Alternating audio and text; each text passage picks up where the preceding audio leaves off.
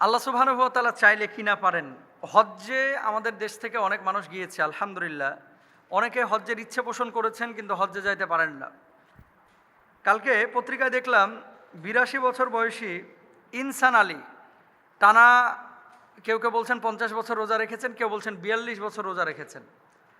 তো আল্লাহ সুবহানাহু ওয়া তাআলার ইশারা, নিজে তো নুন আনতে পান্তা ফুরায়া যায়। এত গরিব মানুষ ছিলেন কুড়িগ্রামের এই ভদ্রলোক ৪২টা বছর টানা রোজা রেখেছেন এবং সবসময় আল্লাহর কাছে দোয়া করতেন, আল্লাহ আমি যেন বাইতুল্লাহ জিয়ারত করতে পারি। পরবর্তীতে নিজের তো টাকা পয়সা নাই, ঢাকা বিশ্ববিদ্যালয়ের পরীক্ষা নিয়ন্ত্রণের সহযোগিতায় তিনি এবছর ১০ জুন হজ পালনের উদ্দেশ্যে রওনা দেবেন ইনশাল্লাহ। তো এই ইনসান আলী কুড়িগ্রামের মানুষ, হলখানা ইউনিয়নের সারডোব গ্রামে এই ভদ্রলোক জন্মগ্রহণ করেছেন। আর তার বাপের নাম ছিল নসর মুন্সি। ইনসান আলীর বাপের নাম হচ্ছে নসর মুন্সি, মারা গিয়েছে, আল্লাহ জান্নাত নসিব করুক। বলার উদ্দেশ্য আছে, ওই যে আপনারা একটা ইসলামী সঙ্গীতেও শোনেন যে আমার আশায় আছে সম্বল নাই কি করি উপায়, মনে বড় আশা ছিল যাব মদিনায়, তাই না? প্রত্যেকটা মানুষের কিন্তু আশা আকাঙ্ক্ষা আছে যে আমরা মদিনায় যাব, কিন্তু কিভাবে যাব সেই অর্থ সেই সামর্থ্য কিন্তু প্রত্যেকের আমাদের নেই। আপনাদেরকে একটা কথা বলি, আপনাদের কি বাইতুল্লাহ জিয়ারতের ইচ্ছা জাগে না? জাগে কি জাগে না?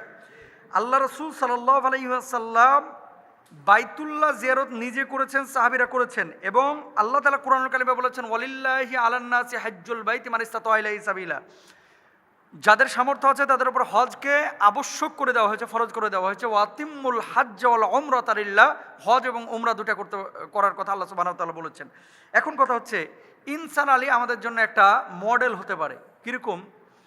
ওনার তো টাকা নাই, তো আরেকজন তাকে স্পন্সর করলো, এটা কিন্তু জায়েজ আছে। ধরেন আমার টাকা নাই, আমাকে কেউ যদি বলে যে ভাই আপনারে আমি হজ্জে পাঠাইতে চাই, আমার বাপ মারা গিয়েছে, বাবার বদলি হজটা আপনারা দিয়ে করাবো, জায়েজ।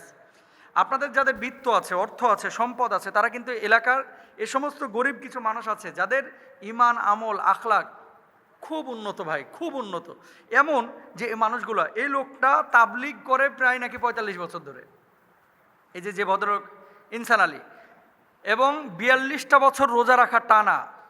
শুধুমাত্র রোজা তরক করেছে বছরে যে 5 দিন রোজা রাখা হারাম, 2 ঈদের দিন আর কোরবানির পরে 3 দিন, এই 5 দিন রোজা রাখা হারাম। এই 5 দিন রোজা রাখলে গুনাহ হয়, এটা তো আপনারা অনেকে জানেন। তো এই 5 দিন ছাড়া উনি প্রতিদিন রোজা রেখেছে এবং কখনো কখনো চিল্লা দিয়েছে 5 বছর। তো এই যে ইনসান আলী, তিনি আমাদের জন্য একটা শিক্ষা হতে পারে। কেমন? মদিনা মুনাওয়ারায় যাওয়াটা, আল্লাহর হাবিবের রওজার পাশে দাঁড়িয়ে সালাম দেওয়াটা, মুসলিম হিসেবে যদি আপনার আকাঙ্ক্ষা না জাগে তাহলে জানতে হবে যে নবী প্রেম আপনার ভিতরে নেই। আল্লাহর ঘরের পাশে দাঁড়িয়ে নামাজ আদায় করবেন, একেবারে যে কাবার দিকে মুখ করে আমরা নামাজ পড়ছি বাংলাদেশ থেকে, এই কাবার সামনে দাঁড়িয়ে নামাজ আদায় করা, এটার অনুভূতি বুঝেন? আহা, যখন তেলাওয়াত করে সুদাইসি সাহেব, অন্য কারি সাহেবরা যখন তেলাওয়াত করে, ভাই বিশ্বাস করেন কাবাটা আলহামদুলিল্লাহ একবার দুইবার তো না, আল্লাহ তাআলা মানে না হলেও অনেকবার, অসংখ্যবার বলা চলে। কারণ প্রতি উমরা সফরে তো প্রতিদিন 5 ওয়াক্ত নামাজে আমরা কাবায় যাওয়ার সুযোগ পাই। কখনো ঢুকতে পারি, কখনো ঢুকতে পারি না, তবে হারাম শরীফের চত্বরে নামাজ আদায় করি।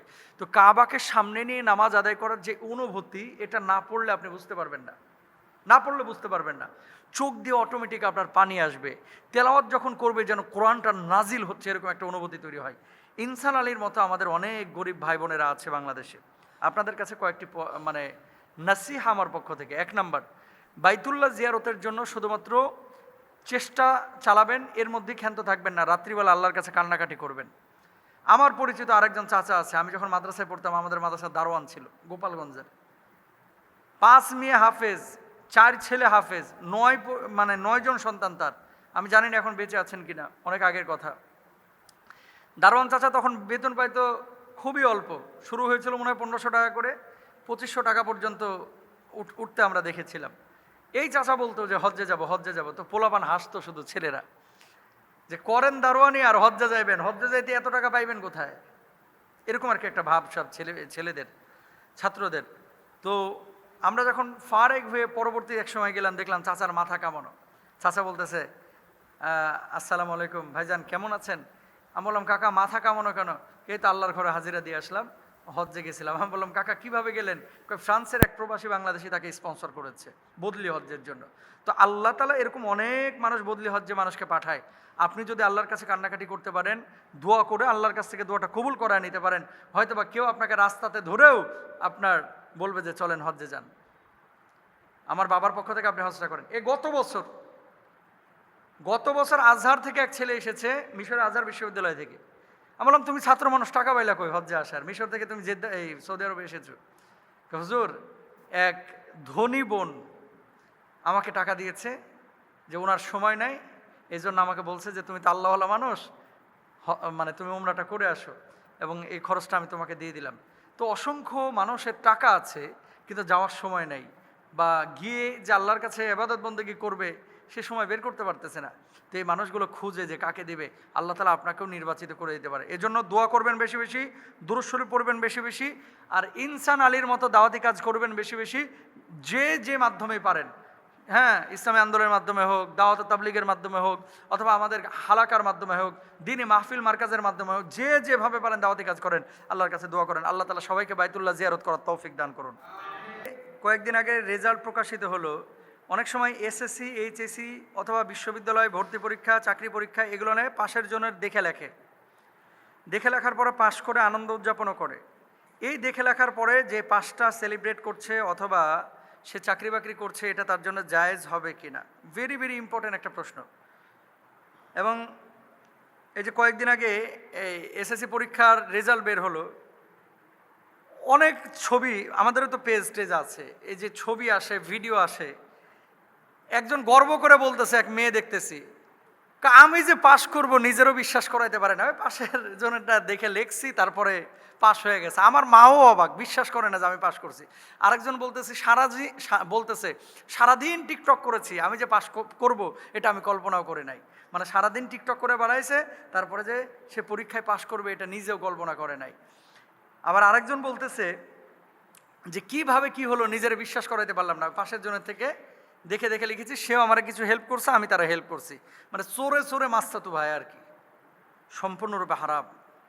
পরীক্ষার হলে একজন আরেকজনেরটা দেখে পরীক্ষা দিবেন, হয়তোবা ভালো রেজাল্ট আপনি করবেন, কিন্তু কামা তাদিন ও তুদানো, যেমনটা আপনি করবেন তেমনটাই আপনি ফলাফল পাবেন।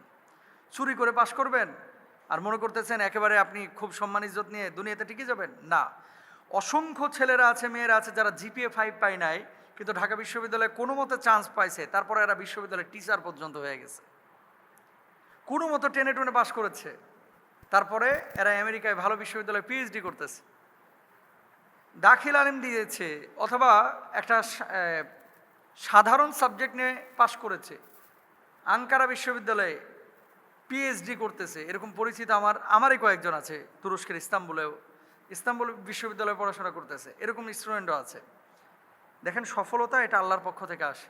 পরীক্ষার হলে এভাবে দেখে লেখা এটা কোনোভাবে ইসলামে জায়েজ নেই। এখন আপনি যদি অবৈধ পন্থা অবলম্বন করে মেডিকেলের প্রশ্ন কিনলেন, অথবা আপনি বিশ্ববিদ্যালয়ের প্রশ্ন কিনলেন, চুরি করে আপনার ওই পরীক্ষা দিলেন, দেওয়ার পরে আপনি পাশ করলেন, এখান থেকে যে চাকরিটা আপনি পাবেন এই চাকরিটা আপনার জন্য বৈধ হবে না। কেন? এখানে কয়টা গুনাহ দেখেন। 1 নম্বর গুনাহ হচ্ছে, আপনি যার কাছ থেকে টাকা দিয়ে এই প্রশ্ন কিনেছেন, মিনিমাম 4-5 লাখ টাকা তারা দিয়েছেন।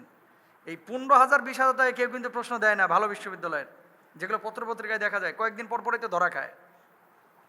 তো মোটা অ্যামাউন্ট দিয়ে আপনি তার কাছ থেকে প্রশ্নটা কিনলেন, ওখানে একটা হারাম কাজ করেছেন। 2 নম্বর, এই প্রশ্ন আপনি নিয়ে পড়ে তারপর পরীক্ষা দিতে গেছেন, এখানে আপনি প্রতারণা আশ্রয় নিয়েছেন, 2 নম্বর পাপ করেছেন।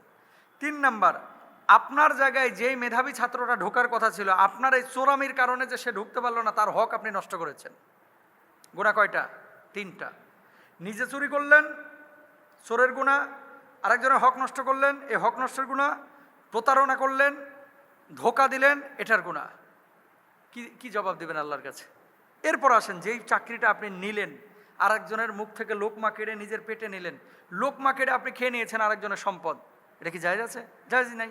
তো আপনি আরেকজনের চাকরি এটা কাড়িয়া খাইয়ে ফেললেন, জায়েজ আছে? জায়েজ নাই। আরেকজনের চ্যানেল আপনি চুরি করে ফেললেন, আরেকজনের চ্যানেলে আরেকজনের মনে করেন জমির ওপরে আপনি দখলদারিত্ব দেখাইলেন, জাল দলিল করলেন, জায়েজ নাই। তো এই সমস্ত জিনিসগুলো আসলে চোরামি করে যারা এই কাজগুলো করে, এরা বুঝে হোক না বুঝে হোক যে কাজগুলো করছে, সম্পূর্ণরূপে এগুলো হারাম কাজ, কোনোভাবে এটা জায়েজ নাই। বারাকা আল্লাহর পক্ষ থেকে আসে, জানেন? পড়াশোনার সাথে আসলে আপনার কর্মজীবনে আপনি কোথায় রিজিক পাবেন, কোথা থেকে আপনার রিস্কের ফয়সালা হবে, এটা কিন্তু আপনি বুঝবেন না, কর্মজীবনে যাওয়ার পর আপনি বুঝবেন। কারণ অসংখ্য ভালো ছাত্র আছে যারা কর্মজীবনে সফল না, অসংখ্য মেধাহীন ছাত্র আছে যারা কর্মজীবনে সফল, হাজার হাজার কোটি টাকার মালিক, যারা ভালো ভালো ব্যবসায়ী, বড় বড় ব্যবসায়ী। সুতরাং রিস্ক এটা আল্লাহর পক্ষ থেকে আসে। আর লজ্জা লাগে, আপনি চুরি করেছেন, নকল করেছেন, তারপর আবার মিডিয়ার সামনে মাইক্রোফোন পাওয়ার পর আপনি বলতেছেন হ্যাঁ হ্যাঁ আমি তো কল্পনাও করতে পারি নাই যে আমি পাশ করব, এটা আবার বলতেছেন যে আরেকজনের থেকে চুরি করেছি। পাপ যে করেছেন, পাপ করার পরে একটা কথা মনে রাখবেন, কোনোদিন এই পাপটা আরেকজনের সামনে শেয়ার করবেন না বা উপস্থাপন করবেন না। কেন? এটার একটা কারণ আছে। আপনি যখন একটা পাপ করেই ফেলেছেন গোপনে, এই পাপটা আল্লাহর সাথে আপনি বোঝাপড়া করবেন, আল্লাহর কাছে মাপ চাবেন।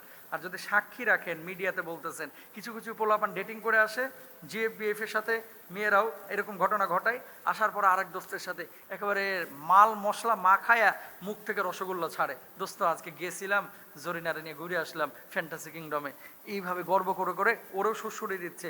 আমার কয়টা গার্লফ্রেন্ড জানিস? আমার 6 জন গার্লফ্রেন্ড। আরেকজন বলতেছে বেটা আমি তো 8 জনরে অলরেডি ছেড়ে দিছি, এখন 2 জনরে নিয়ে আসি। এরকম কথাবার্তাও কিন্তু অনেক যুবকরা যুবতীরা বলে, হারাম সম্পূর্ণরূপে। নিজে পাপ করেছেন, এই পাপ প্লিজ কাউকে প্রকাশ করেন না, আল্লাহর কাছে বলেন, আল্লাহ তাআলা ক্ষমা করবেন ইনশাআল্লাহ।